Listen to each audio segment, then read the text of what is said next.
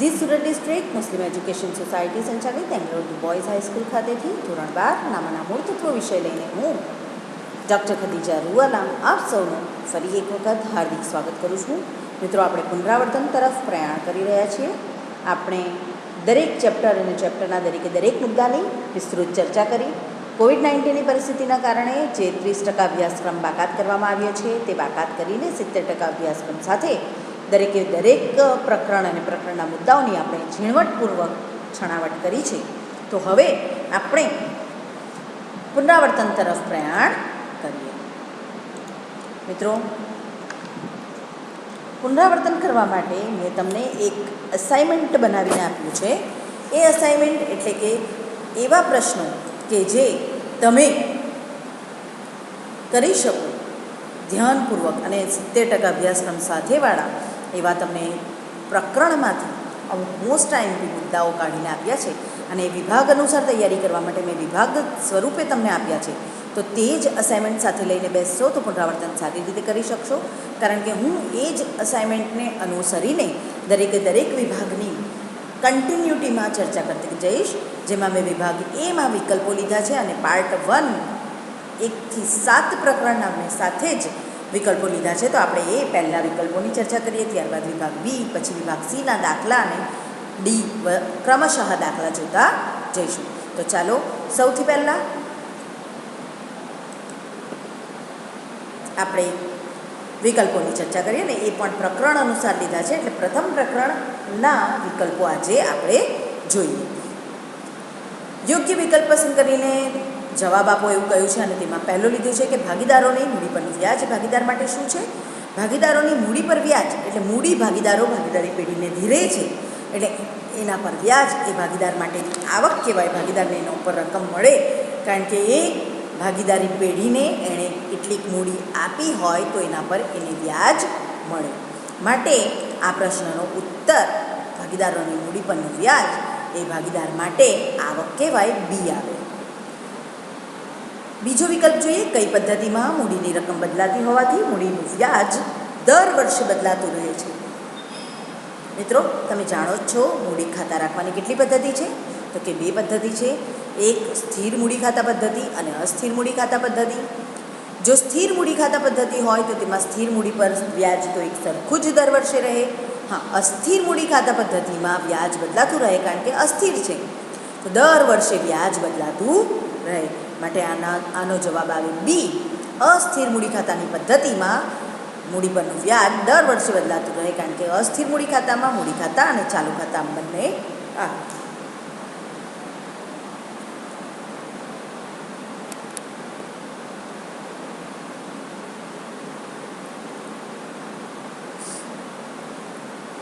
ચાલો ત્રીજા વિકલ્પ પર જઈએ કે હંગામી મૂડી પ્રથામાં ભાગીદારના ભાગનો નફો કયા ખાતે કઈ બાજુએ લખાય છે? હંગામી મૂડી ખાતા પદ્ધતિ એટલે પણ અસ્થિર મૂડી ખાતા પદ્ધતિ, અને અસ્થિર મૂડી ખાતા પદ્ધતિમાં ચાલુ ખાતા અને મૂડી ખાતા હોતા નથી, જેમાં બધું ભેગું જ હોય. હંગામી જે રીતે ઉપરના વિકલ્પમાં કહ્યું ને કે કઈ પદ્ધતિમાં મૂડીની રકમ બદલાતી હોવાથી મૂડીનું વ્યાજ દર વર્ષે બદલાતું રહે, તો આપણે કહ્યું કે અસ્થિર મૂડી ખાતા પદ્ધતિમાં અસ્થિર મૂડી ખાતા પદ્ધતિમાં એટલે બધું જ એક જ ખાતામાં નાખી દેવામાં આવે. તો અત્રે પણ હંગામી મૂડી ખાતા પદ્ધતિ એટલે અસ્થિર મૂડી ખાતા પદ્ધતિ. આ બંને સમાનાર્થી શબ્દો છે કે એમાં મૂડીનું વ્યાજ, ઉપાડનું વ્યાજ, ભાગીદારોને અન્ય જે કંઈ પણ રકમ આપવાની હોય, પગાર, કમિશન, બોનસ, તે બધું એ જ ખાતામાં લખાઈ જાય. અને એ ખાતામાં લખાતો હોવાથી કોઈ ચાલુ ખાતું અલગ હોતું નથી, મૂડી ખાતું અલગ હોતું નથી. હંગામી મૂડી ખાતું હોય, એક જ ખાતું હોય, તેમાં જ દરેક વસ્તુ લખાય. તો તે એટલે કે મૂડી ખાતે અત્રે નફો જ્યારે લઈ જવાનો થાય તો નફો ક્યાં લઈ જવાનો? તો કે મૂડી ખાતે જમા બાજુ પર. એટલે આપણા વિકલ્પનો જવાબ આવશે વિભાગ સી, મૂડી ખાતે જમા બાજુ. ત્યારબાદ વિકલ્પ નંબર 4. જો સ્થિર મૂડી ખાતાની પદ્ધતિ હોય તો ઉપાડ ખાતું બંધ કરીને વર્ષના અંતે કયા ખાતે લઈ જવામાં આવે છે એવું પૂછવામાં આવ્યું છે. તો જો સ્થિર મૂડી ખાતાની પદ્ધતિ હોય, ફરીથી કહું છું, સ્થિર મૂડી ખાતા પદ્ધતિ છે એટલે કે એક ખાતું સ્થિર મૂડી ખાતું છે અને બીજું ચાલુ ખાતું છે, તો ત્યારે ઉપાડ ખાતું બંધ કરીને વર્ષાંતે ક્યાં લઈ જવામાં આવે? તો ઉપાડ ખાતાને બંધ કરીને એવી સિચ્યુએશનમાં કે જ્યાં ચાલુ ખાતું પણ હોય અને મૂડી ખાતું પણ હોય તો ત્યારે ચાલુ ખાતે લઈ જવામાં આવે. જો ચાલુ ખાતું ન હોય તો ફક્ત મૂડી ખાતે ઉપાડ ખાતું બંધ કરીને લઈ જવાય. અહીંયા જો ચાલુ ખાતું છે, કારણ સ્થિર મૂડી ખાતા પદ્ધતિ છે એટલે એક સ્થિર ખાતું એક ચાલુ ખાતું, તો ચાલુ ખાતે ઉપાડ ખાતું બંધ કરીને લઈ જવાનું. વિકલ્પ નંબર 5, ભાગીદારના ચાલુ ખાતાની ઉધાર બાકીનું વ્યાજ પેઢી માટે શું ગણાય? ચાલુ ખાતું છે અને ચાલુ ખાતાની ઉધાર બાકી છે. ઉધાર બાકી છે એટલે ભાગીદારી પેઢી પાસેથી રકમ લીધી છે, એને આપવાની બાકી છે એમ કહેવાય. જો જમા બાકી હોય તો ભાગીદારી પેઢીને રકમ આપી છે એમ કહેવાય. અત્રે ઉધાર બાકી છે એટલે ભાગીદારી પેઢી પાસે એનું દેવું કહેવાય, એણે કંઈક રકમ એને ચૂકવવાની બાકી છે એમ કહેવાય. તો ભાગીદારના ચાલુ ખાતાની ઉધાર બાકીનું વ્યાજ પેઢી માટે શું કહેવાય એમ પૂછવામાં આવ્યું છે કે ભાગીદારના ચાલુ ખાતાની ઉધાર બાકીનું વ્યાજ પેઢી માટે શું ગણાય? તો અત્રે જુઓ, ભાગીદાર માટે નથી કહ્યું, પેઢી માટે કહ્યું છે, અને પેઢી માટે એ આવક કહેવાય. ભાગીદારોના ઉપાડ પરનું વ્યાજ ભાગીદાર માટે શું છે? ભાગીદારો ઉપાડ કરીને જાય છે ભાગીદારી પેઢીમાંથી, જ્યારે મૂડી લાવે છે તો મૂડી પર વ્યાજ મળે છે, એના માટે આવક બનાય. તો અહીંયા ઉપાડ પરનું વ્યાજ ભાગીદાર માટે જ પૂછ્યું છે. જુઓ મિત્રો, ભાગીદારી પેઢીમાંથી નથી પૂછ્યું, આપણને ઉપાડ પરનું વ્યાજ એ ભાગીદાર માટે પૂછ્યું છે. એટલે ભાગીદાર માટે જો એ ઉપાડ કરીને જાય ધંધામાંથી, એટલી રકમ લઈ જાય તો એણે એ ઉપાડ પર વ્યાજ ચૂકવવું પડે, એટલે એના માટે ખર્ચ કહેવાય. એટલે આપણો જવાબ થાય ડી, ખર્ચ એ તમારો ઉત્તર. વિકલ્પ નંબર 7, નફા નુકસાન ફાળવણી ખાતાની ઉધાર બાકી એટલે આપણને કોઈ પણ ખાતાની ઉધાર બાકી અને જમા બાકી પૂછી શકે. મિત્રો યાદ રાખજો, વેપાર ખાતું હોય, નફા નુકસાન ખાતું હોય, નફા નુકસાન ફાળવણી ખાતું હોય, કોઈ પણ ખાતું હોય એની ઉધાર બાકી હોય ને, તો એક શબ્દ તો મિત્રો યાદ જ રાખવાની કે ઉધાર બાકી કહે ત્યારે ખોટ શબ્દ આવે. કયો શબ્દ આવે? તો કે ખોટ, કારણ કે ઉધાર બાકી છે. તો નફા નુકસાન ફાળવણી ખાતાની ઉધાર બાકી એટલે અત્રેથી પણ જવાબમાંથી હવે આપણે ખોટ શોધવાની છે. તો ખોટવાળા ઉત્તર કેટલા છે? તો કે 2 છે, એક કાચી ખોટ, એક વહેંચણીપાત્ર ખોટ. બાકી તો 2 નફા છે, નફો તો આવે નહીં, ઉધાર બાકી છે. માટે ઉધાર બાકીમાં જવાબમાંથી સૌથી પહેલી વસ્તુ ખોટ શોધવાની. પછી યાદ રાખજો મિત્રો, જો વેપાર ખાતું હોય તો કાચો નફો કે કાચી ખોટ આવે. આપણે નફા નુકસાન ખાતું બનાવીએ તો ચોખ્ખો નફો કે ચોખ્ખી ખોટ જવાબ આવે. અને નફા નુકસાન ફાળવણી ખાતું બનાવીએ તો વહેંચણીપાત્ર નફો કે વહેંચણીપાત્ર ખોટ આવે.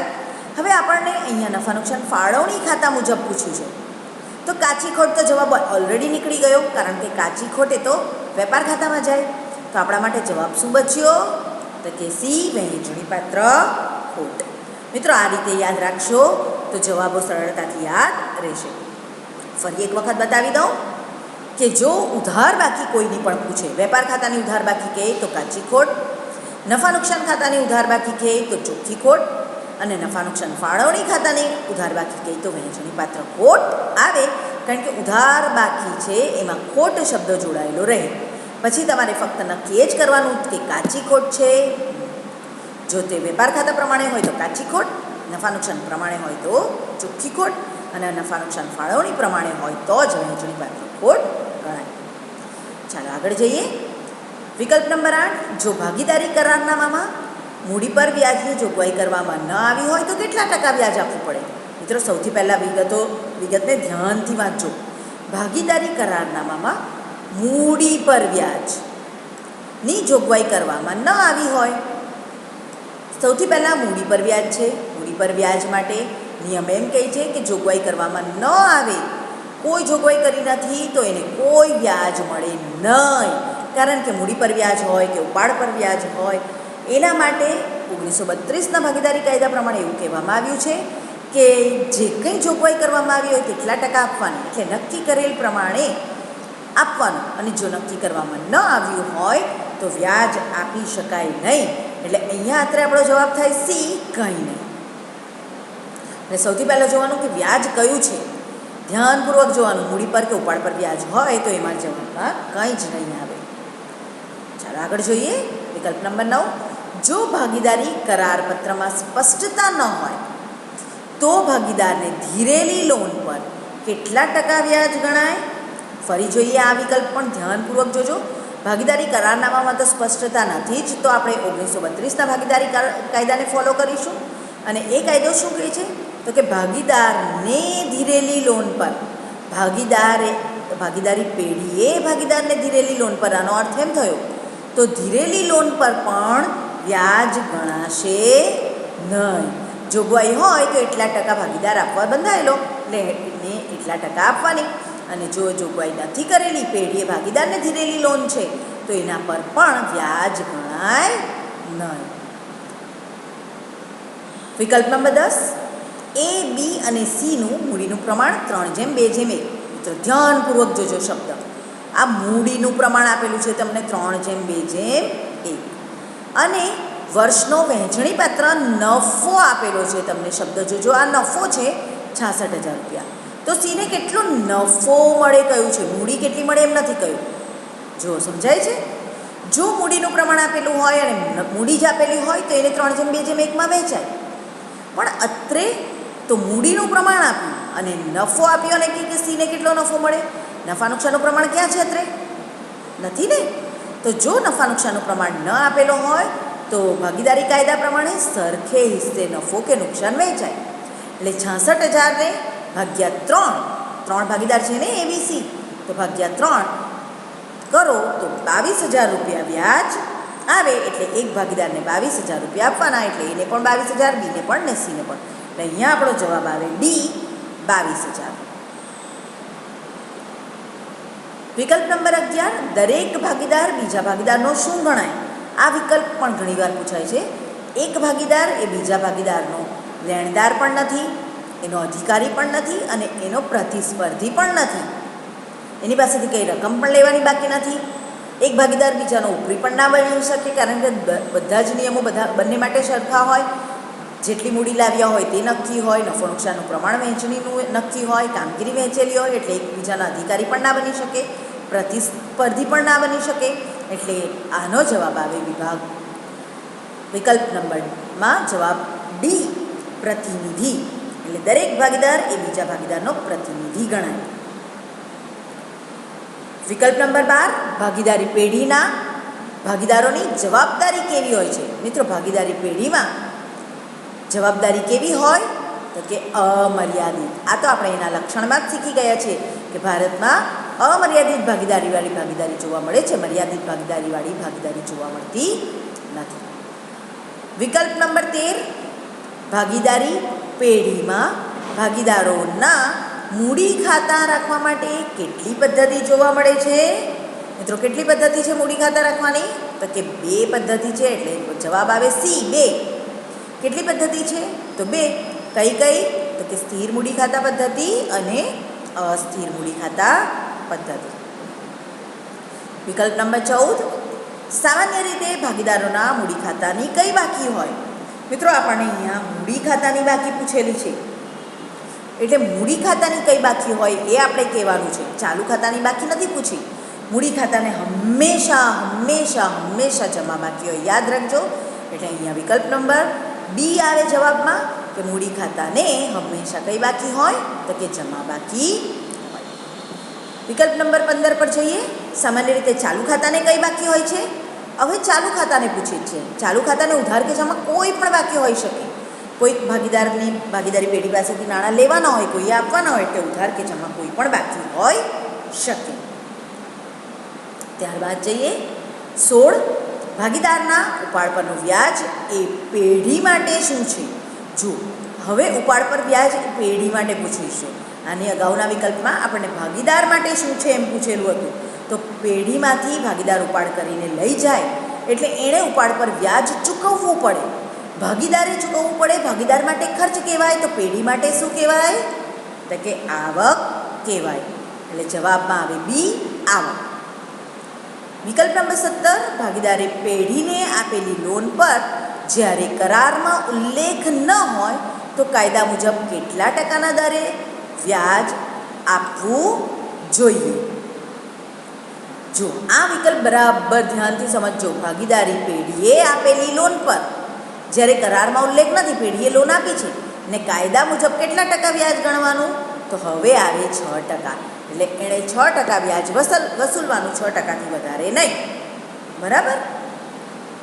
ભાગીદારે પેઢીને આપેલી લોન છે એટલે ભાગીદારને જો ભાગીદાર એમ કહે કે મારે 8% વ્યાજ જોઈએ કે 10% વ્યાજ જોઈએ, તો ના, જે ભાગીદારી કાયદા મુજબ છે તે કાયદા મુજબ, જો કરારમાં ઉલ્લેખ ન હોય, હા કરારમાં 6%, 8%, 10% જેમ લખ્યું હોય તે પ્રમાણે આપી શકાય, પણ કરારમાં ઉલ્લેખ નથી તો ભાઈ ભાગીદાર લે તારે ફક્ત 6% વ્યાજ મળે એટલે એને 6% જ વ્યાજ આપવાનું.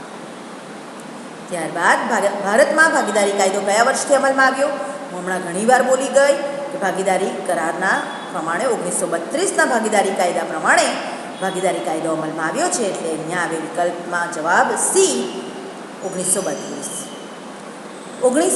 ભાગીદારી કરારમાં જોગવાઈ ન હોય તો ભાગીદારો વચ્ચે નફો કે નુકસાન કયા પ્રમાણમાં વહેંચાય?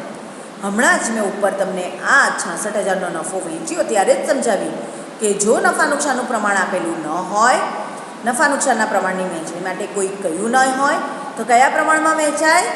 તો ત્યાગના પ્રમાણમાં પણ નહીં, લાભના પ્રમાણમાં પણ નહીં, મૂડીના પ્રમાણમાં પણ નહીં, પણ કયા પ્રમાણમાં વહેંચાય? સરખા હિસ્સે. એટલે ભાગીદારી કરારનામામાં જો જોગવાઈ નહીં હોય તો નફો કે નુકસાન સરખા પ્રમાણમાં વહેંચવાનું.